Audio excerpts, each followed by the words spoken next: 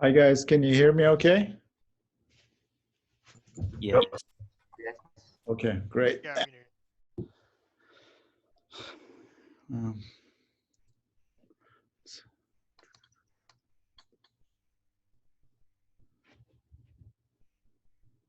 how are we at our final lecture? I don't know. Are we our final lecture? Yeah, I think this is it. Yeah, this is it. This is the last time we meet. I don't know, it seems like yesterday. I know. We were joking about a virus. So it seems like yesterday we were joking about a virus and some stocks going down. Yes. Yes, sir. Cool. All right. Well, I guess we can get started, guys. First off, I want to apologize for all the internet problems. The last day and a half, it's been okay. And so hopefully at least get us through this lecture. Let's see. So what I was going to do on this one was just give you guys, so do an overview for the midterm, the second midterm. And I think it was Colin that persuaded me to give you guys more time on the midterm. And I was going to be even nicer than my discussion with him. So for the midterm, I'm going to put it up for you guys at 7 p.m. on Tuesday. And then you guys will have until 7 p.m. on Wednesday to turn it to turn it in. So you'll have like 24 hours basically. And so that was extra for extra surprise for Colin. So anyway, so that's that. And you know, I'm hoping I don't know. I always think these things I got an easy midterm, but nobody else agrees with me. So I was going to basically tell you guys what's in, what's out, just to have you guys focus. So that's the whole thing for this lecture. I'm going to have 4 questions. They're going to add up to 100 points. They'll all probably going to have the same, 25 points each.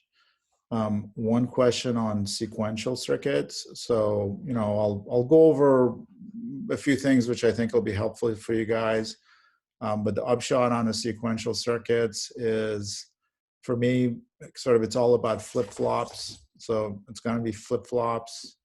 It's going to be basically some, you have to use some setup and hold times to make sure, sort of calculate what kind of like max clock rate you can have, that kind of thing. I'll have 1 power consumption question. It'll be on dynamic power consumption. And so again, I'll talk about that, but you guys don't have to really focus too much on the leakage currents, et cetera. It won't be anything on leakage. So the main thing is just that CV squared F times the activity factor, and some questions about how, anyway, I'll talk a little bit about it. Then there's 1 question on interconnect, which will be, using that hybrid pi model we talked about, and doing sort of a what's that thing called?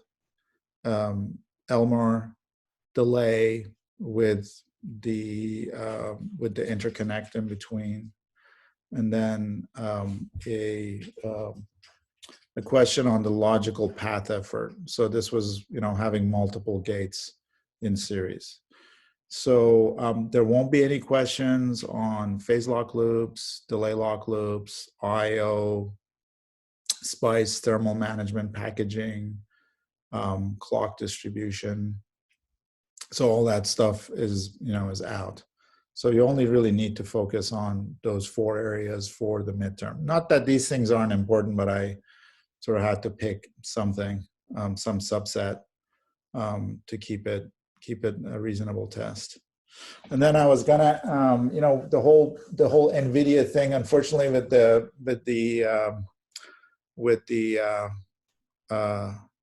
virus sort of went went out the door. It was kind of fun the first half of the class. At least I was having fun with it. But anyway, so this going to just show up as another extra credit one. This will be a technical question, and it's probably going to be like 10 points or something as extra credit. So it's going to be on top of the 100 points. And then there'll be a question about, so the sort of the conceit of the question is that, hey, you got the job at NVIDIA, and now your first problem is you're debugging a latch. Okay, so I can tell you it's a latch problem, and it's sort of a more of a work related problem in the sense that it's not like a straightforward question and maybe not a straightforward answer. So anyway, I'll leave it at that. I won't go into that too much. Just, I think latch circuits, and it's kind of it'll be a qualitative, subjective type of question. Okay, so let me, in no particular order, let me jump in. Any questions about any of those? Excuse me, Professor. What was the fourth area you said? One is sequential circuit, one power consumption, one interconnect, hybrid model. What was the fourth one? It's the logical path effort. So we went through. Okay. Yeah. So we did logical effort for, I think like a single gate, but we didn't do multiple gates. So it'll be about that. And I'm going to jump into that first, because that's probably like I have the hardest time understanding that. By the way, my dog is looking at me as if she's about to start barking. So I'll apologize. I'll apologize ahead of time. Sorry, was there another question? Sure. Any other question? If not, I'll Manchi, they want to hear from you. No? Okay. Well, I'm sure you'll be hearing from her soon. All right. Okay, so let's see. So I just took some slides from the lectures. I wasn't going to go into it too deep, but basically, just sort of as a reminder for you guys about what we'd covered. This was, if you guys remember, we had this concept of the delay in a logical effort was, F plus P, where F was made from G and H plus P. So G was this, logical effort that was dependent on the type of gate that you had. So example was like, 4/3 for what, 2-input NAND, 2-input NAND, et cetera, et cetera. H was our fan out, or so-called electrical effort. And P was so that was a ratio of the capacitance you're driving versus your own input capacitance. And P was the parasitic, your own parasitic delay of yourself as the gate. Okay, so that was the basic for a gate.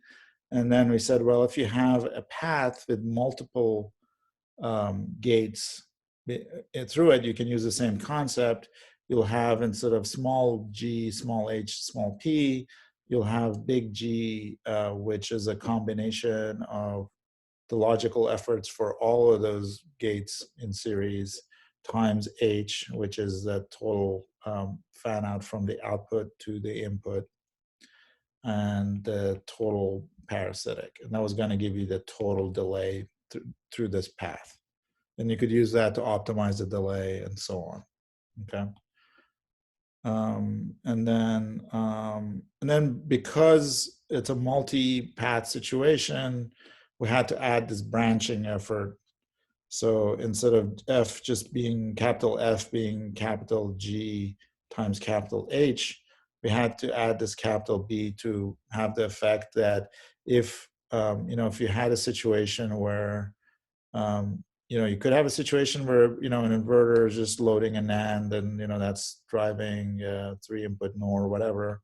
But you could easily also have a situation where at some point you're driving multiple gates, and that is going to give you additional delay, because now this guy's load is this and this. So basically this branching effort was taken into consideration, these added loads, okay? And so you have to add that, and basically it's, sorry, some of this stuff's not showing up too well.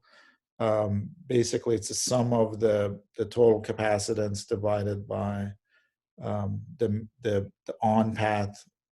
So the off path would be anything that's not in the path of, say, we're looking at that from in to out there. And if you have multiple other things, you're just adding those to the caps. So so let's see. So, and then I think one of you guys asked, I forgot who it was, but they asked about handling situations. Why is it always, would it always be this number, sort of this plus this plus this? How do you find this capacitance, in other words? And, they sort of put their finger on it, that, as a conceit, as a way to make it simple for the class, in every case, we have the branching effort, those gates are always the same. So it ends up being the ratio of the number of gates compared, so the number of gates basically you have is the ratio you'll get. It doesn't have to be that way in reality, but to keep it simple, that's what we're gonna do. So anyway, that's our branching effort. Okay, so boy, this stuff didn't show up well. This is all supposed to be summations.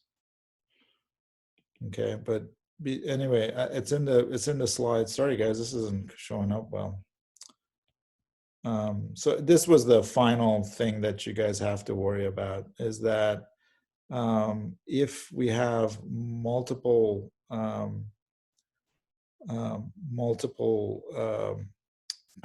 multiple items in our path, the least amount of delay is making the logical effort for each one of these stages. And I drew them as inverters. They don't have to be all the same thing, but the least amount of delay is going to be the case when it's the same, the logical effort is the same for all these guys. So if you figure out the logical effort for the total path and take the root respect to the number of elements in the path, so this would be, so 1, 2, 3, n would be 3 here, you would do the logical effort from in to out, and then you would take the root of, do the 1/3 of that, and figure out what your budget is per slice, and then that'll help you sort of get to an optimal scenario, optimal solution. So let's see. So let's use an example, I guess. So that's probably the best thing to do. And we looked at this in the lecture. We had a NAND driving two-input NAND driving three 3-input NANDs driving two-input NORs, and driving this 45x capacitance. And this ratio of output capacitance is 45 to input is 8. And then basically what it's asking you to select the sizes of these X. So you already have the size of this device. It wants to know the sizing of this device and this device, the X and the Y, to get the least delay from A to B. Okay. So, and this is the procedure. So this is like what you guys need to know how to do. So the first thing is you figure out the logical effort for this path. And you do that by multiplying the logical efforts of the different gates here. So, so you take the logical effort of this, which is 4/3. Logical effort of a 3-input NAND gate is 5/3. So it's over here. And then a 2-input NOR is also 5/3. Whoops. And so you end up with this logical effort for the path. So that is capital G. Next thing you do is you figure out the electrical effort, which is just this ratio from, so remember, this is the electrical effort of the path, it's capital H. So it's the ratio of this output you're driving to your own input capacitance, and that's just 45/8. Okay, so now the branching effort, notice you have two branches, one here and one here. Okay, so here you're driving 3 devices like the main device. So that ends up being, a branching effort of 3 here, because it's 1, 2, 3 caps, and then 1 is so you want to have C off path plus C on path over C on path. So the C off path is 2, on path is 1, that gives you 3 over 1, gives you 3 for B there. And this one, it'll give you 2. So 3 times 2, so the total branching effort is 6. Okay, so the path effort, which is G times B times H, you take all this stuff and multiply it together, anyway, you end up with 125. Okay. So now you're looking at the optimum value, and like I said, we've decided that the optimal value, or we said it without proof, but we just accept it as the case that if you have n stages, so in this case, all n is also equal to 3. So this is the first stage, second stage, third stage. The best delay will be when the delay per stage, so that's this f hat, is the total the path logical effort, which is f, which is this 125, to the power of 1 over n. So what you'll end up is 125 to the power of a third. Okay, which ends up being 5. So if you make the logical effort of each one of these stages the same and make them 5, you'll sort of get the best case delay from A to B. And then the parasitic delays, you just also add. Okay, so again, you just look this up on the table, the parasitic delay for this. I think we had 2 tables. They're both in the book and in the slides. And for each type of gate, they, NAND, NOR, 2-input NAND, 3-input NAND, whatever, they give you the logical effort and the parasitic, and you just look it up from there. So, NAND has a parasitic of 2, 3-input NAND has parasitic of 3, and a 2-input NOR has a parasitic of 2, and you get a total parasitic, 7.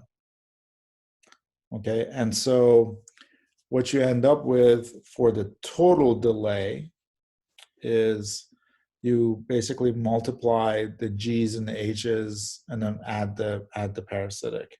So basically you end up with we have 3 stages, each one of them with a delay of 5, or a stage effort of 5. Okay, so that's 15 plus 7, which is the parasitic, and you end up with 22.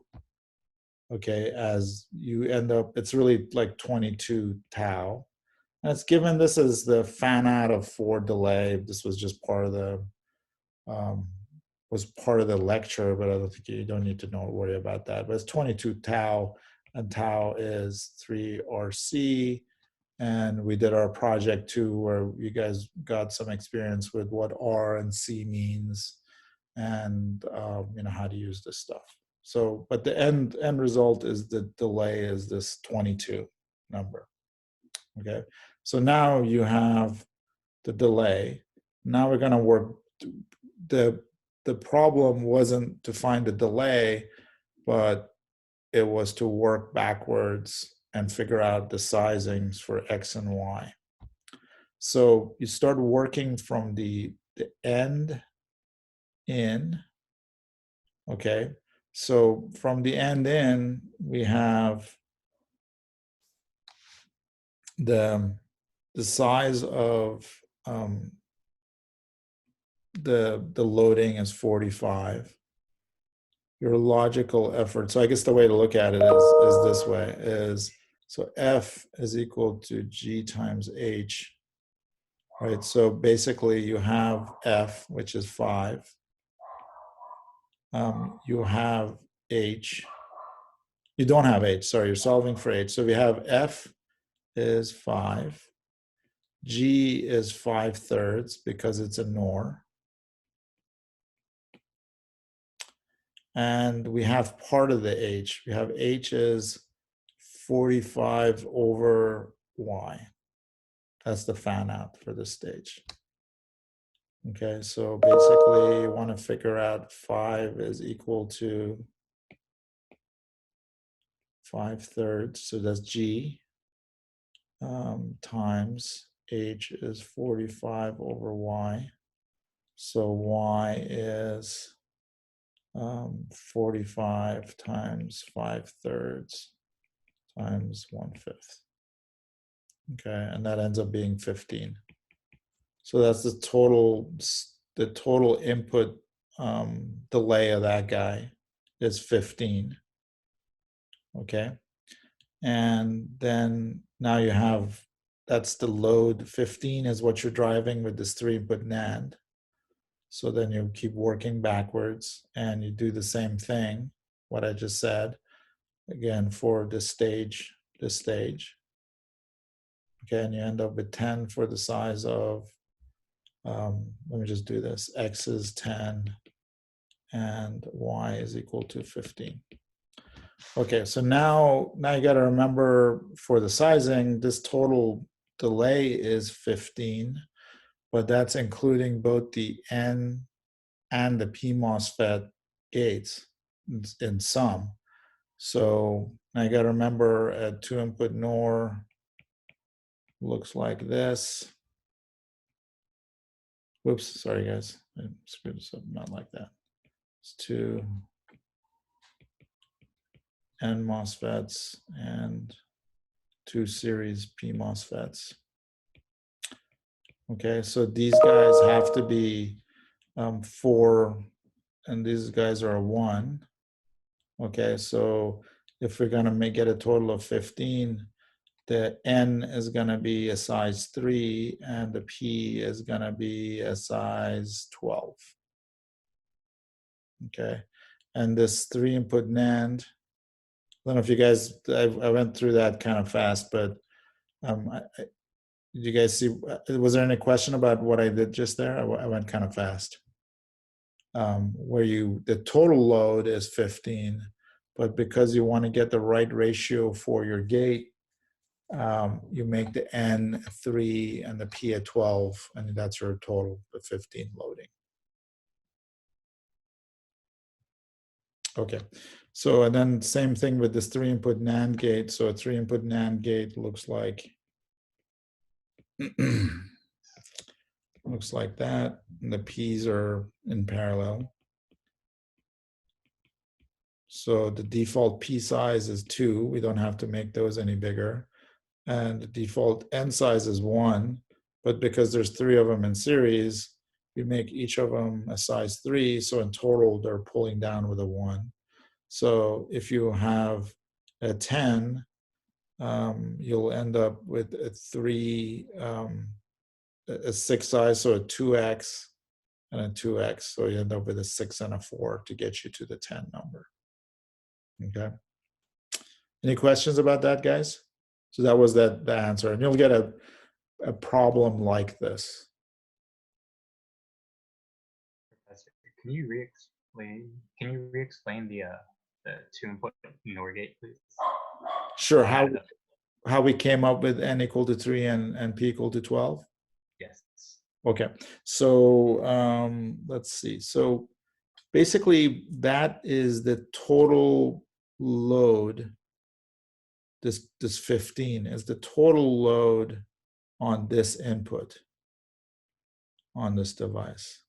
So we have a load of 15 that needs to get distributed between the N's and the P's.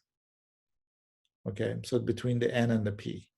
And a 2-input NOR looks like this guy.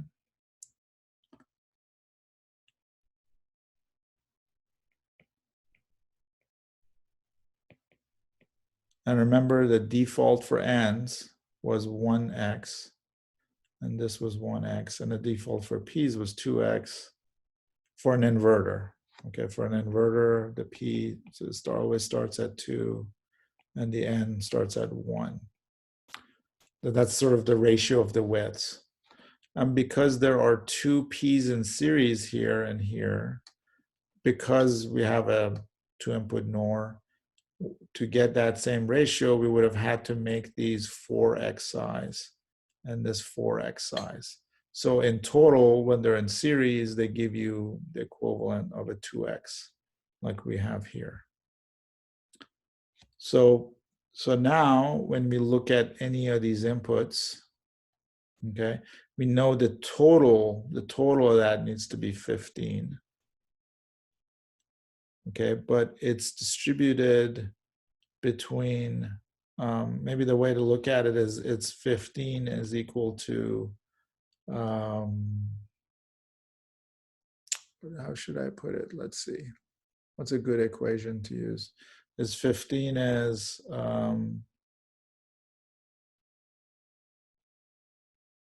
x times 1 plus 4. So there's 1. So you're always going to have that ratio between the N's and the P's on this gate input. You're going to always have 1 N and 4 P's because it's a NOR 2. And then you're going to be wider than minimum size by a certain number, but you're going to keep the ratio between the N and the P's the same. So with this equation, it ends up that x is equal to 3. That means that your NAND, for this total load of 15, your NMOS has to be at 3, because it's 3 times 1. And the PMOS has to be 4 times 3, or 12. I think that's still confusing. Did that make any more sense? Yes, that makes sense now. Thank you. Okay, sure. Any other questions, guys? By the way, so like the next 3 days, I think I have a pretty light schedule, so I should be pretty open. If you guys shoot me an email, want to set up a call or whatever, I'm happy to do that if you guys have other questions. So you don't have to ask all your questions here. Okay, so that was all for the logical path effort. And again, it's going to be, a question like this. It'll be a different schematic, but you'll have to go through the same process. On the timing diagrams, again, you only have to worry about flip-flops because I think that's what you're going to mostly see at work. Or, usually if you're seeing a latch, you're already in trouble, or it's either for the advanced students or you've done something wrong. So focus on the flip-flops. Make sure you understand the setup and hold. How much? Whoops, sorry guys. This is just set up. This thing. Well, anyway, you guys got the slides on top, but basically you have the maximum. This is the prop delay has to be less than the clock period minus this, which is the overhead, the sequencing overhead. Which is the setup plus prop delay of clock to Q, I believe. Okay, but basically, the question will be like you have a series of stages of flip-flops, combinational circuits, and then like deciding what the fastest clock you could run that combination is, which is kind of a typical problem again you'll have, which is trying to figure out how much stuff you can cram into each stage at a particular clock, or once you've got that functionality, what's the fastest you can run it at. So I put min delay on flip-flops, but I don't think I'm going to put anything on min delay, which is the contamination delay. So really, you kind of need to worry about making sure you understand the prop delay through flip-flops and what does that mean to your sequential system and how it works with the combinational logic in between. Okay. Any questions about that?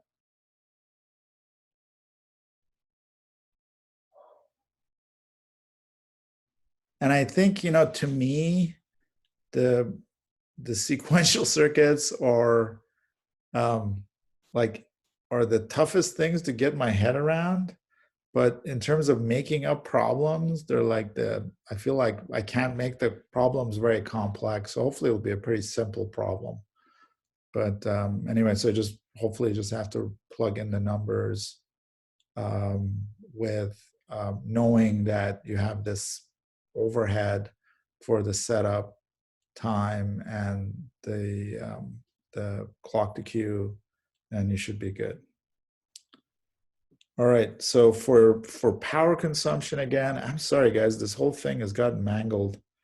I copied these slides over, but you have I put it up. I think part of the reason everything is mangled is because of various things to do with Zoom and being able to write on the stuff. I'm on Apple, so I basically am sort of using my iPad and my laptop. So I think anyway, long story short, stuff's getting mangled because I have it on my iPad. I have a PowerPoint on iPad. But you have the slides. You basically, the power consumption equation is just has to do with the switching power. Because again, I feel like a lot of the times that's what you're very focused on, and then the static power from all the leakage, et cetera, is going to end up what it is for most circuits, and then you have to deal with it. But the first order line of business is you've got a bunch of gates. They have some some set of capacitance, like something like this. You have some activity factor. So like, like we did this example, you have some number of gates, they have some average capacitance, they have some average activity factor, you have some clock rate. So what's the power consumption? Okay, and basically it's CV squared F alpha. This is which is, alpha is the activity factor. Of course, it doesn't show up here, but that's the only equation you need to focus on is alpha CV squared F. And don't get, like the problem description maybe can get, there's no reason it should be confusing, but like I've noticed, you start trying to read too much, students try to read too much into a problem, just figure out what the average capacitance is, the voltage, the frequency, and the activity factor, and that'll give you the dynamic power consumption. And then the second part of that dynamic power consumption is what happens if you play with the supply voltage, take it up and down, and then you also adjust the threshold voltage of the transistor to try to get the same speed. So, basically the question is like, what'll happen in that case? So you'll have to also think about what happens if you play with your threshold voltage. Okay, so those are the two things on power. Any questions about that?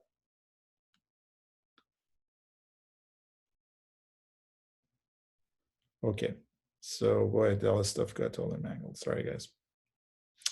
Okay, so then the last one is wire delay.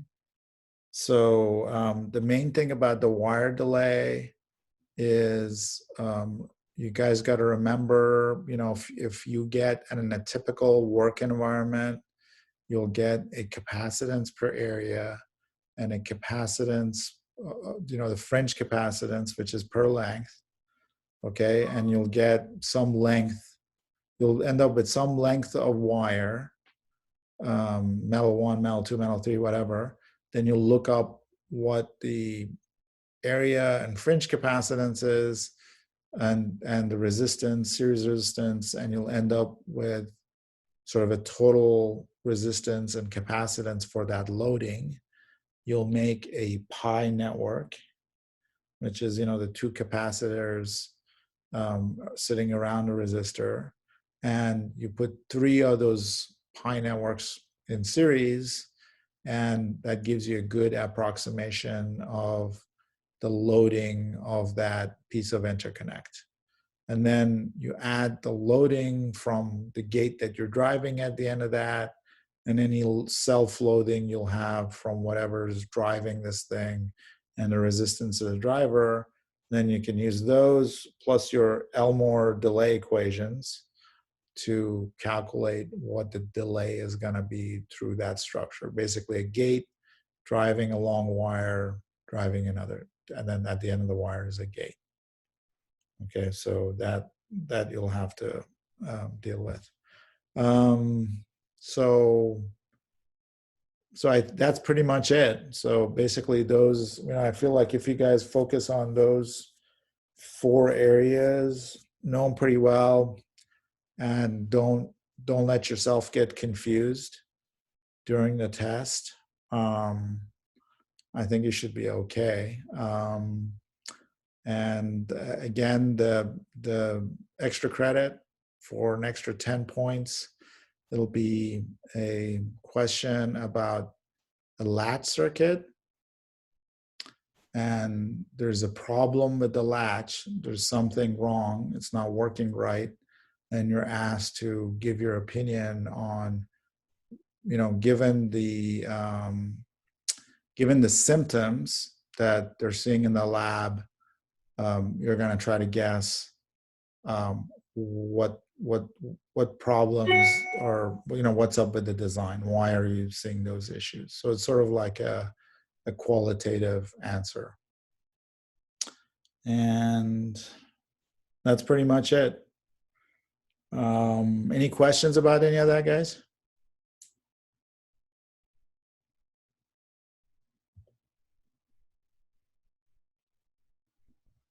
No. So that's pretty much it. If you guys don't have any questions, that's all.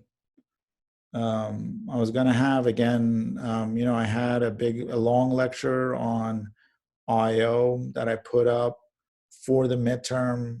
If you haven't looked at it, for your own good, or if you're, I suggest you look at it, but I'm not going to have anything on that or PLLs, which were the last, I think, 2 things we covered on the midterm. So anyway, so Francisco's asking how you guys submit the midterm. So I'll put it on the way, on the midterm when you read it, but basically I'll put it up on Blackboard at 7 p.m. on Tuesday, and you email it back to me before 7 p.m. on Wednesday. So you can either write it down on, you can either use pen and pencil, or you can do it electronically. If you do it on paper, you'll have to either scan it, or easier just take pictures with your iPhone or whatever, or your phone, and send it to me. And just the only thing I ask is 2 things. And I think you guys did pretty well with that last time. So this was just so what we did I think with the first midterm anyway. But just make sure you got your name on both the file and written inside the file. Inside the file, I don't know how to put it. I guess either you've written it on a piece of paper, or written it on a Word document or whatever, or PDF. And also your name is on the file name. That's really helpful to me. And the second thing is if you combine all of your files, all of the shots, the screenshots, or so all the shots into one file. One of you guys, I managed to screw up the download from the first midterm, and I didn't see one of the problems that he had an answer to. So thankfully, he was surprised by by his score and asked me to relook at it, and I realized that I hadn't downloaded all of, I think there was like four different JPEGs or whatever, or PDFs, and I'd only downloaded 3 for some reason. But anyway, like, we don't want that to happen to you, so just combine it and send it to me. So I think so Francisco, that's the only things. Can you go over the example? Yeah, how can you, let me see. Can you go to the example on this page again? This is the wire delay. Okay, so let's see. So let's just go through it. So this says we have a 10x inverter.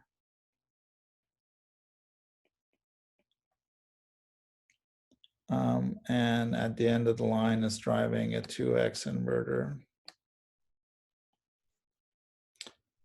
And we have 1 millimeter of wire. And this one is giving you the total capacitance per millimeter. So I might give you that, or I might give you the width and the length of that wire and ask you to calculate the wire capacitance. But in this case, it's 0.2 femtofarads per millimeter. Actually, sorry, this should be per micron. I think the millimeter ended up being wrong. Okay, so it's 0.2 femtofarads per micron.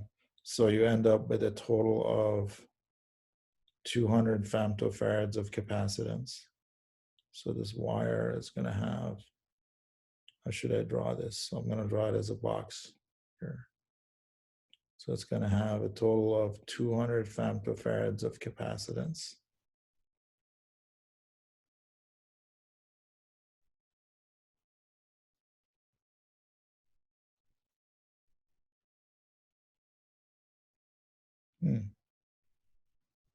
Let's see.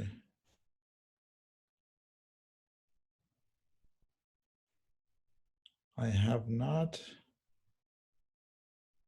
So I would have had to, I think I screwed up this example also in the lecture. So I didn't give you guys the wire resistance. So the wire resistance, I would have had to tell you the wire resistance, or the wire resistance per unit length. So that would have been 800 ohms. Okay. And so I'm asking for a single, and I would have had to ask for a single hybrid pi model. So single, whoops.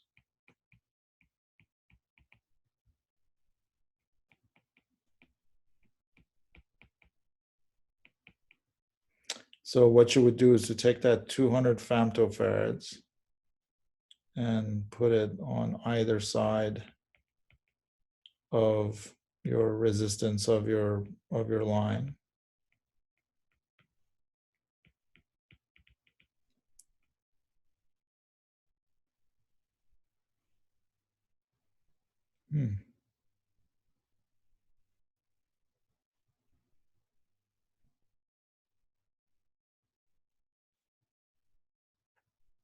Boy, this is a real screwed up example. Sorry, guys, because I'm looking at this thing, if the C of a unit size inverter is 0.1. No, I'm sorry. No, actually, it's not a screwed up thing. Let's see. Would it be screwed up? Because a unit, so if you're going to 2x, yeah, no, that's okay. Sorry. So this is C sub G, okay, and this is, say, R sub N, okay?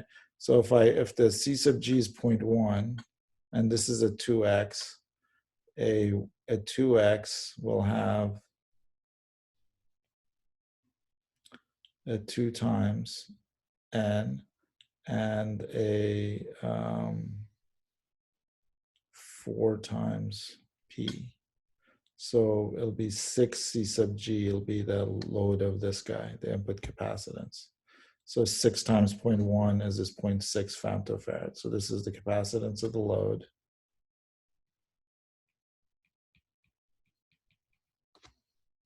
Okay. And I didn't give the drain capacitance. So I might give the drain capacitance or not, but that this case it ends up being 0. So this guy won't have any, this doesn't have any capacitance on its output, but it does have the resistance 10, it should be 10 kilo ohm. And so it's 10 kilo ohm if it was a minimum. So if it was 1, it'd be 10 k ohm. But it's telling us it's a 10 times inverter, which means that this guy will be 10 times wider, and correspondingly the resistance is going to go down from 10 k ohm and divided by 10 to go to a k ohm of resistor. So that resistor is this 1,000 ohm is your driver's resistance, so that you're driving this guy. Okay, now if I was gonna, if we were gonna do a 3-section hybrid pi, we would take this guy, we would take this and chop it into 3 sections. So we would have a total capacitance, I'm sorry, this should be 100 and 100. So we would take that total of 200 femtofarads divided into 3. Doesn't add up to 3 too nicely, so it'd be 60. So let's say, for the sake of discussion, 60 femtofarads a piece, or 60 femtofarads. And we take the 800 and divide that by 3, and it would be, what is that? Let's say it's 250, roughly 250 ohms. So this is 65 ohms, 65 femtofarads. That still doesn't help. Let's just call it 60. So you'd end up with 60 femtofarads, 250 ohm, 60 femtofarads. Then you'd end up with another 60 femtofarads, another 250 ohm, and another 60 femtofarads. And then at the end, you'd have your 0.6 femtofarads here. And then you'd have another section of 65 femtofarads and 250 ohm, 65 femtofarads, and then finally your driver. And then you can combine these 65s into a 70. Am I doing this right? No, sorry guys, it's 65 divided by 2, 65 divided by 2. Let me start from scratch, guys. Sorry. I've totally screwed this up. Of course. Okay, let me do insert.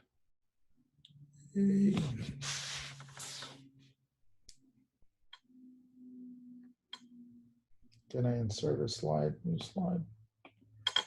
Great.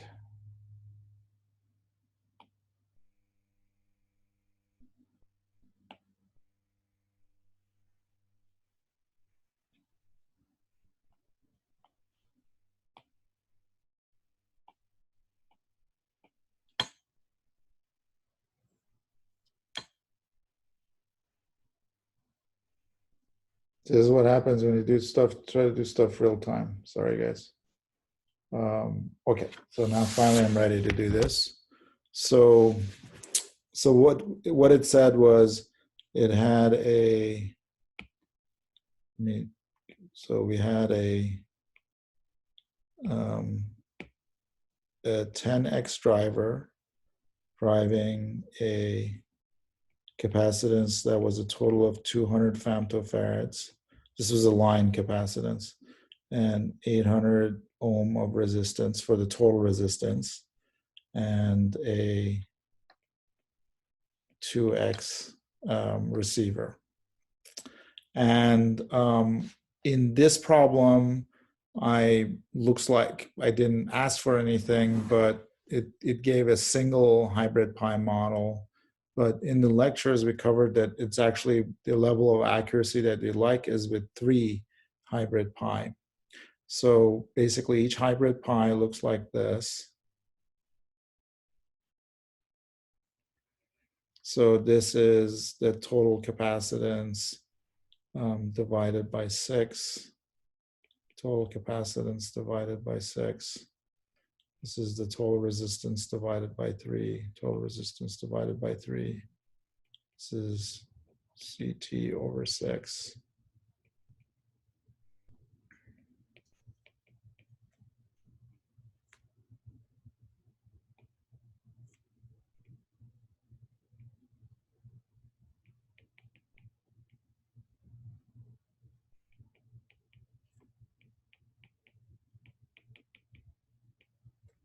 And then this load.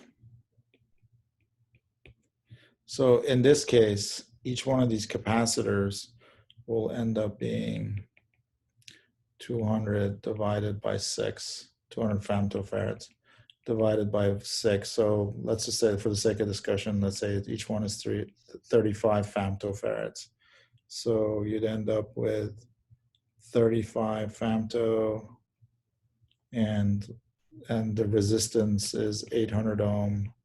So divided by 3, that ends up being 250 ohms roughly. So it'd be 250 ohm, 35 femto. So that's one section, one hybrid pi section. The next one is 35 femto. It's exactly the same thing, 250 ohm and 35 femto. And then you'll get the third section, 35, 250. Okay, so that's the total line capacitance. So we can, so these will be actually shorted together, and then this will go to the gate of the 2x inverter, and will be driven by the 10x inverter. Okay, so the 10x inverter in a more realistic problem will have some capacitance here, but we didn't have it here. So it just shows up as a 1,000 ohm resistance because we gave the R sub n as 10 kilo ohms. And because it's a 10x, it's a factor of 10 lower resistance, so it gives you a 1 kilo ohm. If we had given a capacitance here for the drain capacitance, that would have been 10 times bigger. So it would have been 30 times that capacitance, because it would have been 10 for the N and 20 for the P. So it would have been 30 times that capacitance per unit size transistor. But anyway, we didn't have that. So it ends up being 1,000 ohms times, I'm going to start combining these capacitors, 35. This is 250. And then I can combine these two, they're in parallel. So that's 70.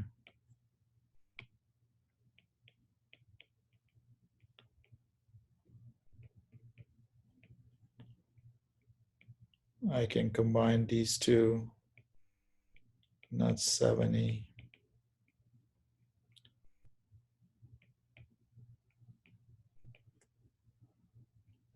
this last one is 35.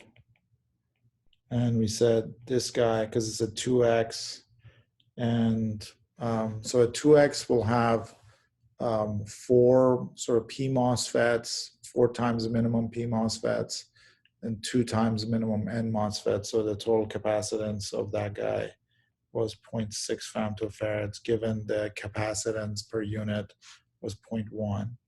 So basically, this is what you end up with as a network, and then you end up doing the Elmore delay, okay, which ends up being you do this R times C, so it'd be 1,000 times 1,000 ohms times 35 femtofarads plus the sum of the R's times this C, so 1,000 plus 250 times 70 femtofarads plus 1,000 plus 250 plus 250 times 70 femtofarads, and so on. That's your Elmore delay.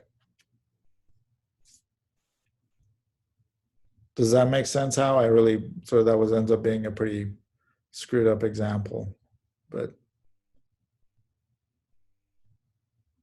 kind of, yeah. Let me, you know what? Let me do, let me come up with a cleaner example, and I'll put that up because I think I ended up just copying what we had in the lectures, and it was already kind of messed up, didn't have all the information and so on. So I'll put a cleaner example with the solution up on Blackboard.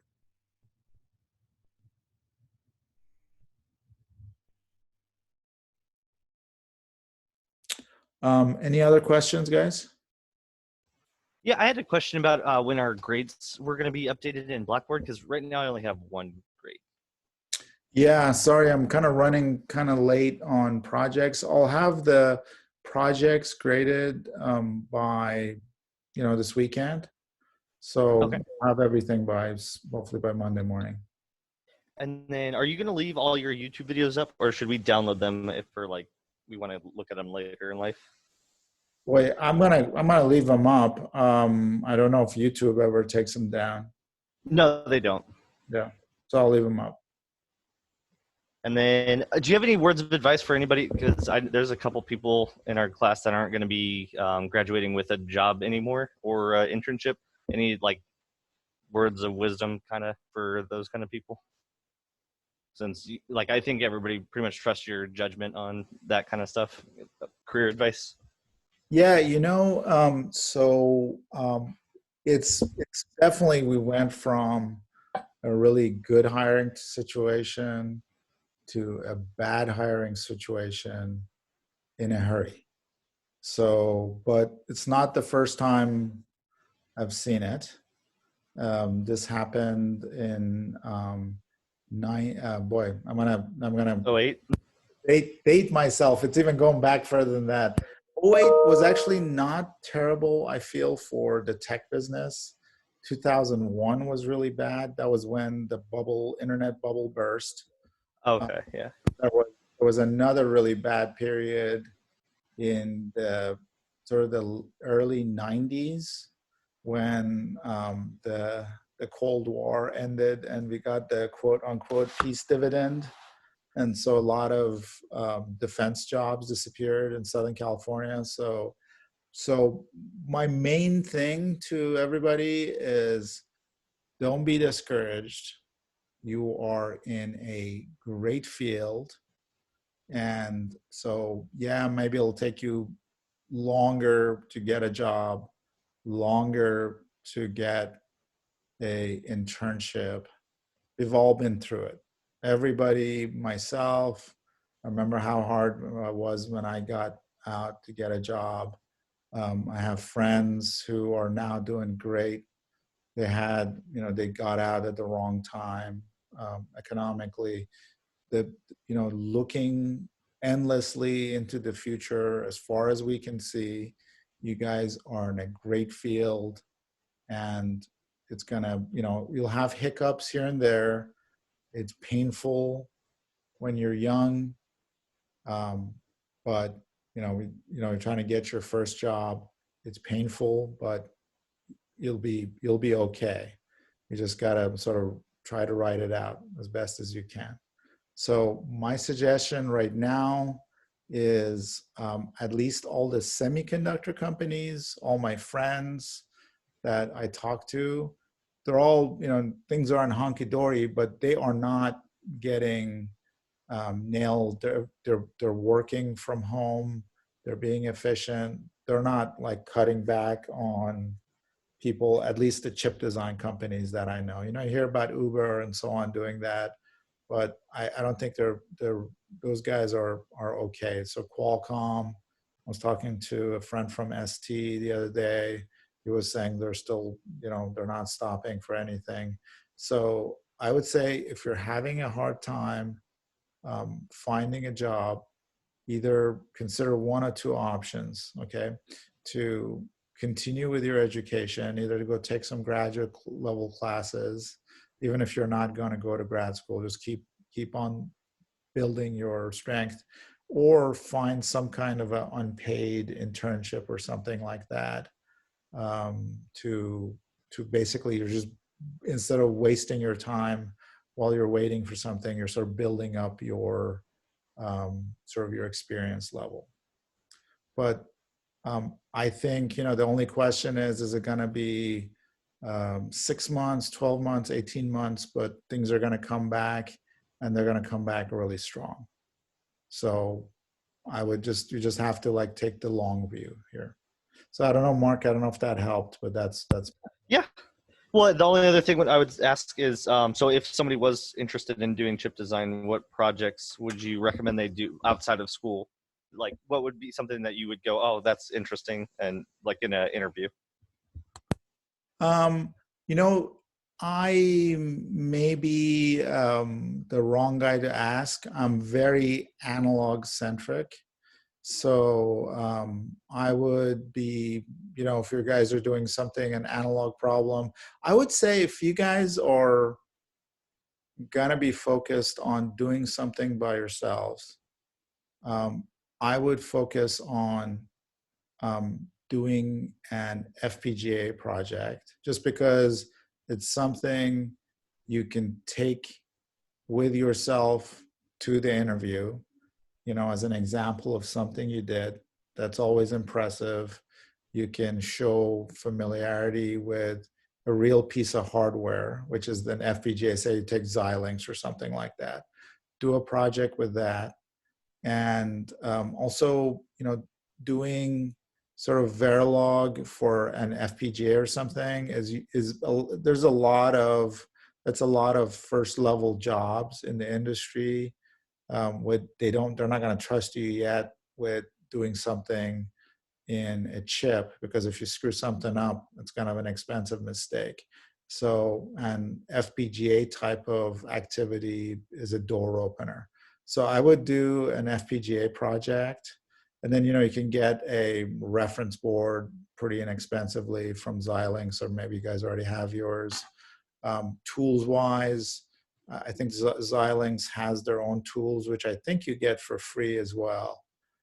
So I would do it like a Xilinx project, or that's, at least that for us, we're Xilinx centric. So you could do Altair or something like that. Does that help, Mark? Yeah, that's perfect. Thank you very much. Sure. I am personally, I'm seriously, it's going to take me a while to get this thing off the ground, but I'm personally seeing this as a, maybe I'm wrong, as a decent opportunity to start, a company. And part of the reason is, I think there's, hopefully I'll have access to a bunch of it'll be easier access to a bunch of young, smart people like yourselves. The problem is I'm probably a year out or something from getting anything on the ground. But when we started the company that, Forza, that we sold a year and a half ago, we started in 2001, which was, the situation was pretty bad, and that worked in our favor. So it's not the end of the world. You just have to sort of hunker down, make your time useful, keep making contacts, and you guys are going to do great. And if no one else is going to ask any questions, I have a kind of a more business oriented. If we see negative interest rates, does that influence your business choices at all? For me, it doesn't, because as a small business, you're not gonna have too much relationship to like macroeconomic things. Like, you're not gonna have access to, bank loans, things like that. You got to really bootstrap. So the main question, and then you also need to find the one customer or several customers. You're not looking to sell to consumers or et cetera. So I wouldn't let that affect my any kind of decision on like macroeconomic things. All right, cool. Thank you. Sure. And by the way, Mark, I think you're going to, I forgot where you're going. You're going to, I thought it was Colorado Springs. Yeah, you're going into DoD. Yeah, defense, Northrop Grumman. Like a tier one. So that's, one of the things is I think, if I was going to guess where high tech is going to be like the next couple of years in general, I think, and this is a cycle you kind of see where I've seen it several times. There's no guarantee, but there are cycles that are good for DoD and cycles that are good for sort of commercial. Mm-hmm. And there just seems to be a ton of money going into DoD right now, and we see it in our business. Is like all of a sudden it seems like all the projects are going green, DoD wise. Knock on wood. Yes. And government spending has opened up.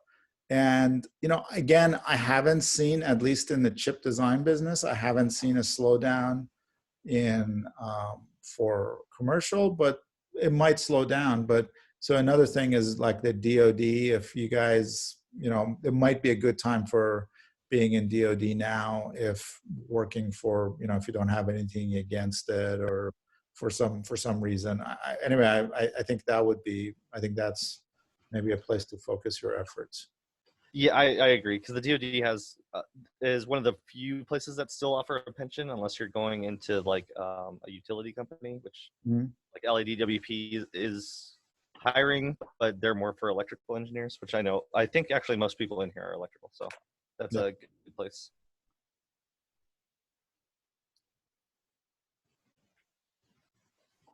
It's amazing. You think you've seen everything, but every time like crashes happen, and it's every time it's like for a different reason. It's like amazing. This time is like a pandemic. I would have guessed. Yeah, this one's weird. They're all weird in their own way. But I mean, after the fact, they look back and go, "Oh yeah, this is why it happened." But while it's happening, you go, "Where did that come from?" Yeah. So how do you think so if you open up a business in a year, how is this going to affect how you operate? Like, are you going to do more focus on the scrums, on the agile methodology, like through FaceTime, and kind of limit interpersonal stuff on the job, or is it going to go back to normal, you think? I think it's actually like I was thinking, it's in some ways it's really good for a new business. One is that I think hiring, again, sorry guys, but hiring is going to be easier. I think we would have been lost in the crowd when unemployment rates, especially for engineers, I mean, it was basically like zero unemployment rate. Like you're competing against a lot of people. The less competition means it's easier. It would be easier to hire now. And then having less um, like being more on the web, working offline. I think a lot of people in our business are getting a taste of it. Some people are anxious to go back to work, but a lot of people are not. I think it's going to be more accepted. So not to do that. There's conferences are going online.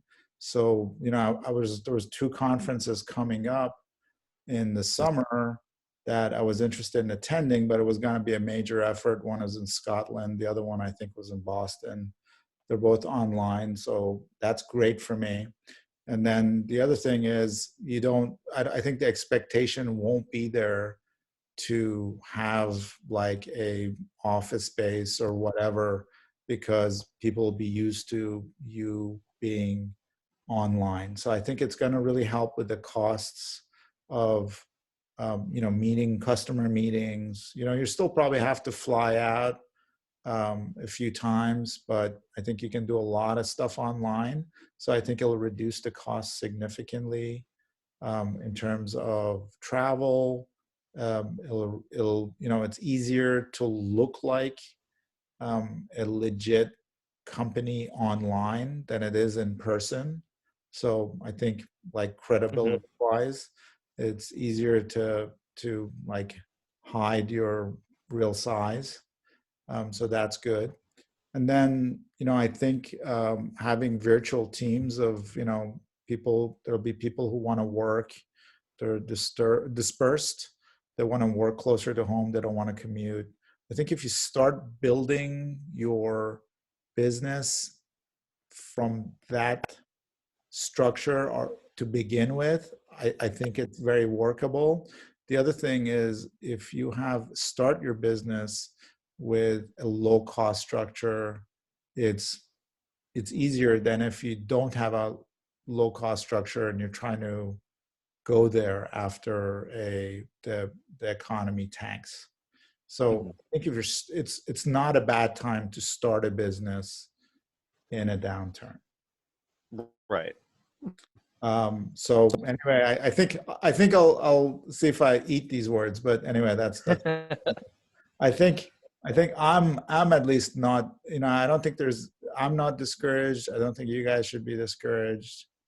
Again, I think there's like there's a guy, there's a famous VC, Mark Andreessen, and he had a famous saying, which also I think applies equally well for electrical engineer. He said that software is eating the world, and same with silicon, same with electronics. Basically, things are going to be looking good as far as anybody can see for the high tech business, no matter what. Yes. Agreed. So are you interested in Elon Musk stuff at all? yeah, you know, I try to, he sort of, I have to take him in small doses, but right. I obviously love the dude. Because he did a Joe Rogan podcast today, and he talked about his Neuralink.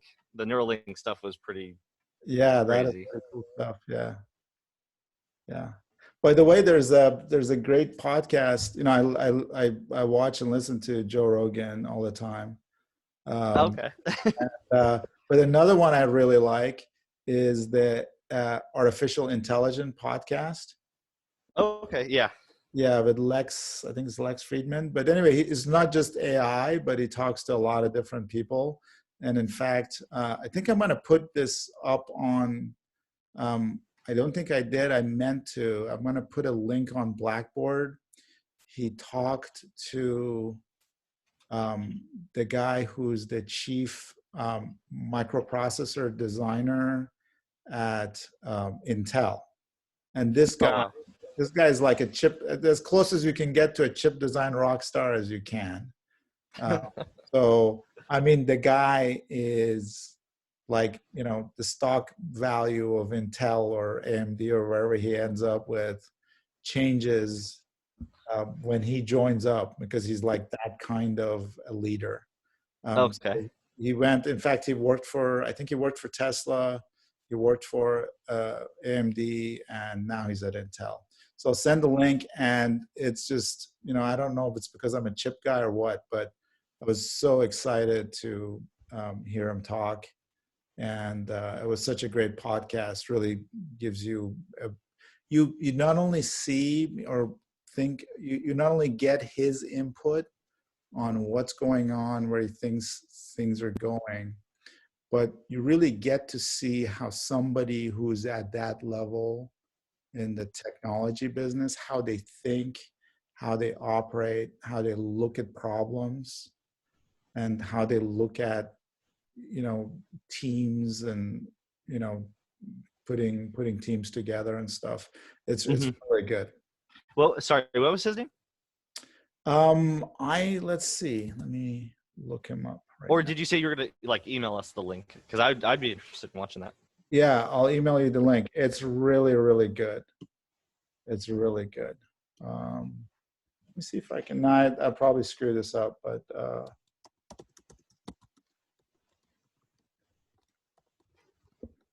I'll just put it up. Sorry. Anytime I try to do anything in real time, it fails. So. No worries.